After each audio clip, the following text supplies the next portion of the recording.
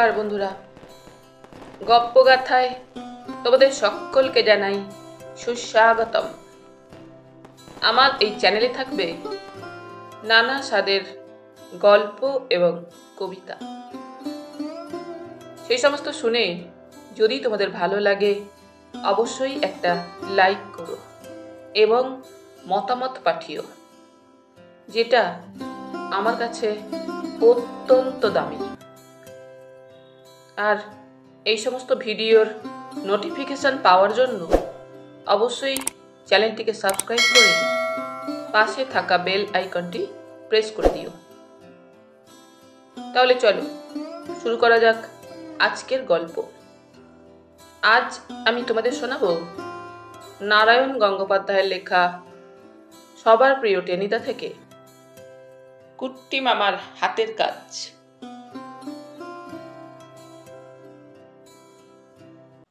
চিড়িয়াখানার কালো ভালুকটার নাকে একদিক থেকে খানিকটা রোয়া উঠে গেছে। সেদিকে আঙুল বাড়িয়ে আমাদের পটল ডাঙা টেনিদা বললে, বলতো পেলা, ভালুকটার নাকের ও দশা কি করে হলো? আমি বললাম, বোধহয় নিজেদের মধ্যে মারামারি করেছে তাই। টেনিদা বললে, তোর মুন্ডু। তাহলে বোধহয় চিড়িয়াখানার লোকেরা নাপিত ডেকে কামিয়ে দিয়েছে। মানুষ যদি গোপ কামায় তাহলে ভালুকেরা দোষ কি? থাম থাম, বাজে ফ্যাক ফ্যাক করিস নি।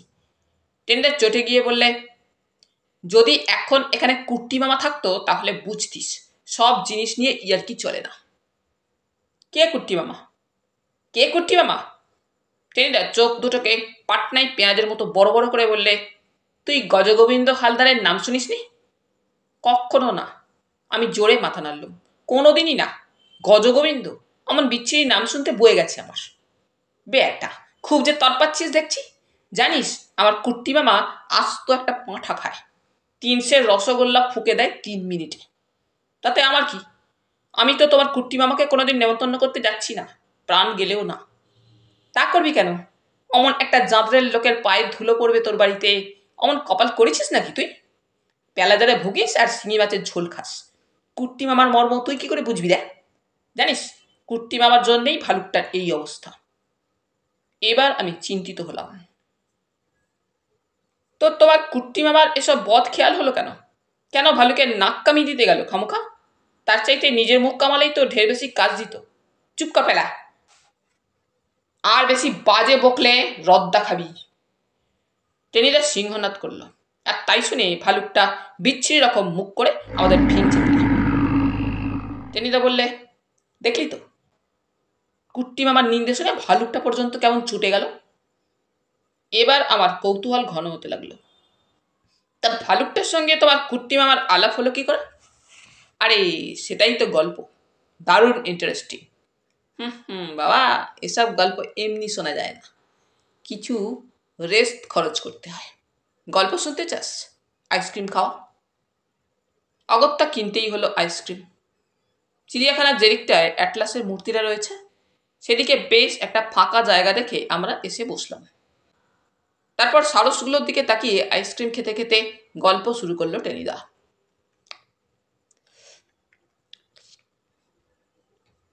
আমার মামার নাম গজগোবিন্দ হালদার। নাম শুনেই হয়তো বুঝতে পারছিস ক্যাসার লোক একখানা।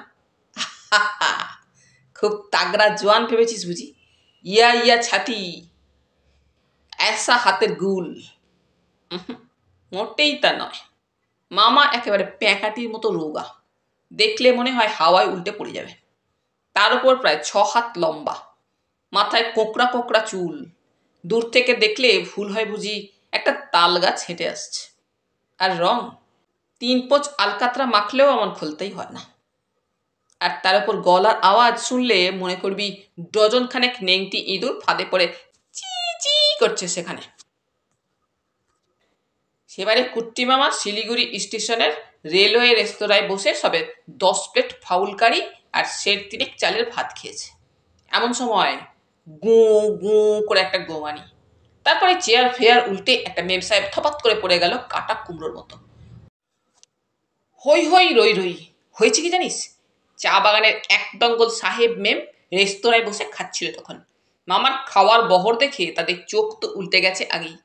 তারপর আবার 10 প্লেট খাওয়ার পরে মামা যখন আরও 2 প্লেটের অর্ডার দিয়েছে তখন আর সইতে পারিনি। Oh God, help me, help me বলে তো একটা মেমঠায় অজ্ঞান। আর তোকে তো আগেই বলেছি মামার চেহারাখানা কি বলে তেমন নয়। এসব দেখে টেকে তো মামার চক্ষু স্থির। ওদের দলে গোটা চারেক সাহেব, কাশির ষাঁড়ের মতো তারা ঘাড়ে গর্দানের ঠাসা। কুট্টি মামা ভাবলে ওরা সবাই মিলে পিটিয়ে বুঝি পাটকেল বানিয়ে দেবে। মামা জামার ভেতর হাত ঢুকিয়ে পইতে খুঁজতে থাকলো দুর্গা নাম জপ করবে বলে, কিন্তু যে পইতে কি আর আছে? পিঠ চুলকেতে গিয়ে কবে তার 12টা বেজে গেছে। ঘোঁত ঘোঁত করে দুটো সাহেব তখন এগিয়ে আসছে তার দিকে। প্রাণপণে দিয়ে তো হাসি হেসে মামা বললে, ইট ইজ নট মাই দোষ স্যার, আই একটু বেশি ইট স্যার। কুট্টি মামার বিদ্যে ক্লাস 5 পর্যন্ত কিনা, তাও 3 বার ফেল। তাই ইংরেজি এর বেশি আর এগুলো না। তাই শুনে সাহেবগুলো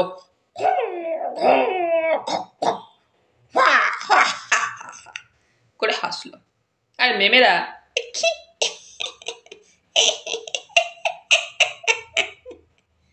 করে হেসে উঠল।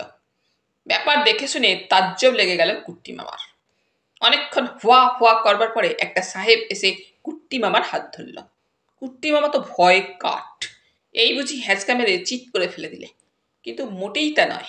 সাহেব কুট্টি মামার সঙ্গে হ্যান্ডশেক করে বললে, মিস্টার বেঙ্গলি, কি নাম তোমার?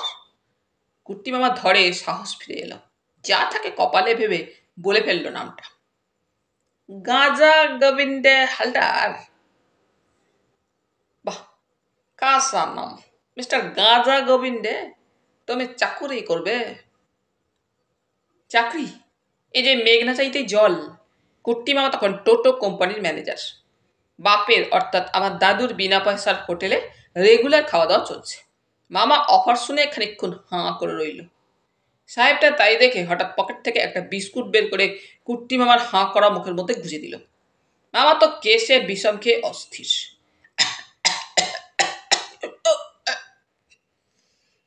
তাই দেখে আবার শুরু হলো ঘো ঘো হোয়া হোয়া পি পি চি। এবারে অন্য একজন মেম পড়ে গেল চেয়ার থেকে। হাসি টাসি থামলে সেই সাহেবটা আবার বললে, হ্যালো মিস্টার বেঙ্গলি, আমরা আফ্রিকায় গেছি, নিউ গিনিতে গেছি, পাপুয়াতেও গেছি, গরিলা, ওরাং ওটাং, শিম্পাঞ্জি সবই দেখেছি, কিন্তু তোমার মতো এমন চিজ কোথাও চোখে পড়েনি। তুমি যদি আমাদের চা বাগানের চাকুরি নাও তাহলে এক্ষুনি তোমার 150 টাকা মাইনে দেব। খাটনি বিশেষ কিছু নয়, শুধু বাগানের কুলিদের একটু দেখবে আর আমাদের মাঝে মাঝে খাওয়া দেখাবে। এমন চাকরি পেলে কে ছাড়ে? কুট্টি মামা তক্ষুনি এক পায়ে খারাপ। সাহেবরা মামাকে যেখানে নিয়ে গেল তার নাম জঙ্গলঝরা টি এস্টেট। মংপুর নাম শুনেছিস?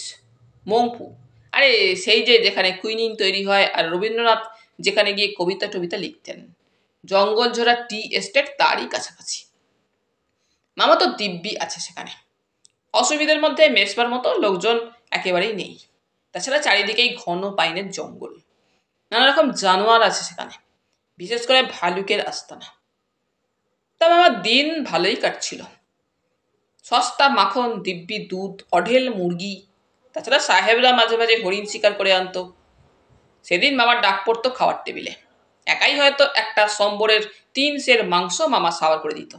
তাই দেখে টেবিল চাপড়ে উৎসাহ দিত সাহেবরা, ওয়া ওয়া হি হি হি করে হাসত। জঙ্গলঝোড়া থেকে মাইল 3 হাঁটলে একটা বড় রাস্তা পাওয়া যায়। এই রাস্তা সোজা চলে গেছে দার্জিলিংয়ে। বাসও পাওয়া যেত এখান থেকে। কুট্টি মামাকে বাগানের ফুড ফরমাস খাটবার জন্য প্রায়ই দার্জিলিংয়ে যেতে হতো। সেদিনও মামা দার্জিলিং থেকে বাজার নিয়ে ফিরছিল। কাঁধে একটা বস্তায় 3 শুটকি মাছ, হাতে এক রাশ জিনিসপত্র। কিন্তু বাস থেকে নেমেই মামার মেজাজ খারাপ হয়ে গেল। প্রথম কারণ, সন্ধে ঘোর হয়ে এসেছে। সামনে 3 মাইল পাহাড়ি রাস্তা, এই 3 মাইলের 2 মাইলই আবার ঘন জঙ্গল। দ্বিতীয় কারণ, হিন্দুস্তানি চাকর রাম ভরসার বাস স্ট্যান্ডে লণ্ঠন নিয়ে আসার কথা ছিল, সেও আসেনি। মামা একটু ফাঁপড়েই পড়ে গেল ওই কি। কিন্তু আমার মামা গজগোবিন্দ হালদার অত সহজেই দম্বার পাত্র নন। শুটকি মাছের বস্তা কাঁধে নিয়ে জঙ্গলের পথ দিয়ে মামা হাঁটতে শুরু করে দিলে। মামার আবার আফিং খাওয়ার অভ্যেস ছিল। তারই একটা গুলি মুখে পুড়ে দিয়ে ঝিমুতে ঝিমুতে পথ চলতে লাগলো। দুধারে পাইনের নিবিড় জঙ্গল আরো কালো হয়ে গেছে অন্ধকারে। রাশি রাশি ফার্নের ভেতর ভূতের হাজার হাজার চোখের মতো জোনাক জ্বলছে। ঝি ঝি করে ঝিঝির ডাক উঠছে। নিজের মনে রামপ্রসাদী সুরে গান গাইতে গাইতে কুট্টি মামা পথ চলছে। জঙ্গলের ভেতর দিয়ে টুকরো জ্যোৎস্না ছড়িয়ে পড়ছিল তখন। হঠাৎ মামার চোখে পড়ল কালো কম্বল মুড়ি দিয়ে একটা লোক সেই বনের ভেতর বসে কুঁ কুঁ করছে। এত রাতে কে বসে আছে এই গভীর জঙ্গলে? কে আর হবে, ওটা নির্ঘাত রাম ভরসা। রাম ভরসার ম্যালেরিয়া ছিল। যখন তখন যেখানে সেখানে জ্বর এসে পড়ত। কিছু খেত না, এমনকি এই কুইনিনের দেশে এসেও তার রোগ সারাবার ইচ্ছে ছিল না। রাম ভরসা তার ম্যালেরিয়াকে বড্ড ভালোবাসত। বলতো, উফ, আমার বাপ দাদার ব্যারাম আছেন, ওকে তাড়াইতে আমার মায়া লাগে। কুট্টি বাবার মেজাজ যদিও আফিংয়ের নেশায় বুঁদ হয়েছিল, তবু রাম ভরসাকে দেখে চিনতে দেরি হলো না। রেগে বললে, তোকে না আমি বাস স্ট্যান্ডে যেতে বলেছিল, আর তুই এই জঙ্গলের মধ্যে বসে কুঁ কুঁ করছিস? নে চল। গুঁ গুঁ আওয়াজ করে রাম ভরসা উঠে দাঁড়ালো। কুট্টি মামা নাক কুচকে বলল, ইহ, গায়ের কম্বলটা দেখ একবার, কি বদখত গন্ধ, কোনদিন ধুসনি বুঝি? শেষে যে উকুন হবে ওতে। নে চল বেটা গারল। আর এই সুটকি মাছের পুটলিটাও নে, তুই থাকতে ওটা আমি বয়ে বেড়াবো নাকি? এই বলে মামা পুটলিটা এগিয়ে দিল রাম ভরসার দিকে। হাত তো নয়, যেন নুলো বের করেছে। থাক, ওতেই হবে। মামা রাম ভরসার হাতে পুটলিটা গুজে দিল জোর করে। রাম ভরসা বললে, ও ইস, সাহেবদের সঙ্গে থেকে খুব যে সাহেবই ভুলে শিখেছিস দেখছি। চল এবার বাসাতে ফিরে কুইনিন ইঞ্জেকশন দিয়ে তোর ম্যালেরিয়া তাড়াবো, দেখবো কেমন সাহেব হয়েছিস তুই। রাম ভরসা বললে, বাংলা হিন্দি বলতে বুঝি আর ইচ্ছে করে না, চল পাচালা। কুট্টি মামা আগে আগে, পিছে পিছে শুটকি মাছের পুটলি নিয়ে রাম ভরসা। মামা একবার পেছনে তাকিয়ে দেখলে রাম ভরসা থপাস থপাস করে হাঁটছে।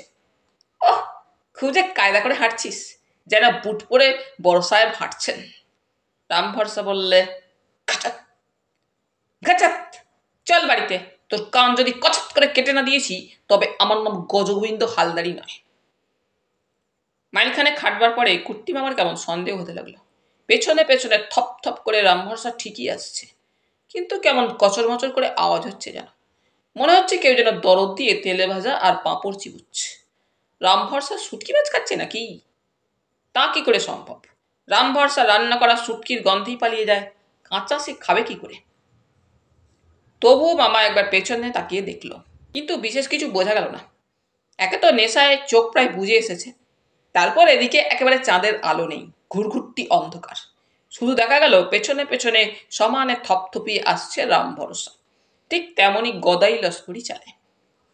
পায়ের নিচে পাইনের অজস্র শুকনো কাঁটাওয়ালা পাতা ঝরে রয়েছে। মামা ভাবলে হয়তো তাই থেকেই আওয়াজ উঠেছে ওই রকম। তবু মামা জিজ্ঞেস করলে, কিরে রাম ভরসা, শুটকি মাছগুলো ঠিক আছে তো? রাম ভরসা জবাব দিলে, আজ যে খুব ডাঁটে রয়েছিস দেখছি, যেন আদতে বাস্ত ঘুঘু। রাম ভরসা বললে, কুট্টিমা বললে, সে তো বুঝতেই পারছি। আচ্ছা চল তো বাড়িতে, তারপর তোরই একদিন কি আমারই একদিন। আরো খানিকটা হাঁটার পরে মামার বড্ড তামাকের তেষ্টা পেল। সামনে এখনো একটা খাড়া চড়াই, তারপর প্রায় 1/2 মাইল নামতে হবে। একটু তামাক না খেয়ে নিলে আর চলছে না। মামার বাঁ কাঁধে একটা চৌকিদারি গোছের ঝোলা ঝুলতো সবসময়। তাতে জুতোর কালি, দাঁতের মাজন থেকে শুরু করে টিকে তামাক পর্যন্ত সব থাকতো। মামা জুত করে একখানা পাথরের ওপর বসে পড়ল, তারপর কলকে ধরাতে লেগে গেল। রাম ভরসাও একটু দূরে ওঁত পেতে বসে পড়ল আর ফোঁস ফোঁস করে নিঃশ্বাস ছাড়তে লাগলো। সে তো জানি, তামাকে আর তোমার অরুচি আছে কবে। আচ্ছা দাঁড়াও, আমি একটু খেয়ে নিই, তারপর প্রসাদ দেব। চোখ বুঝে গোটা কয়েক সুকটান দিয়েছে কুট্টি মামা। হঠাৎ আবার সেই কচর মচর শব্দ, শুটকি মাছ চিবোনোর আওয়াজ নির্ঘাত। কুট্টি মামা এবারে অবাক হয়ে চেয়ে রইল কিছুক্ষণ, তারপর রাগে ফেটে পড়ল। তবে রে বেল্লিক, এই তোর ভণ্ডামি? শুটকি মাছ আমি ছুতা নেহি, রাম রাম, দাঁড়াও দেখাচ্ছি তোকে, বলেই হুকোটুকো নিয়ে তেড়ে গেল তার দিকে। তখনই হঠাৎ আকাশ থেকে মেঘ সরে গেল আর জলজলে একটা চাঁদ দেখা গেল সেখানে। একরাশ ঝকঝকে দাঁত বের করে রামফরসা বললে,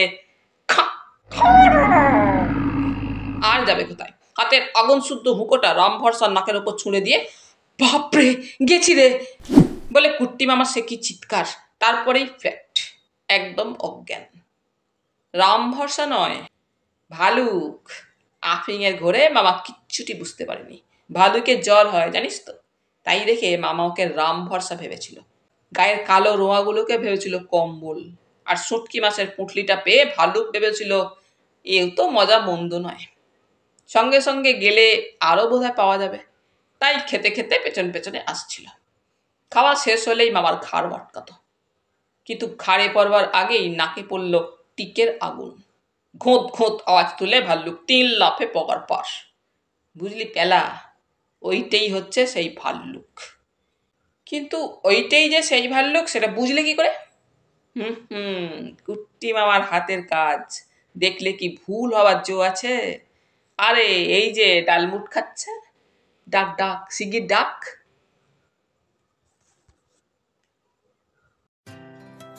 তাহলে বন্ধুরা, আজ এইখানেই শেষ করলাম। আবার ফিরবো পরের পর্বে। তোমরা সকলে খুব খুব ভালো থেকো। ধন্যবাদ।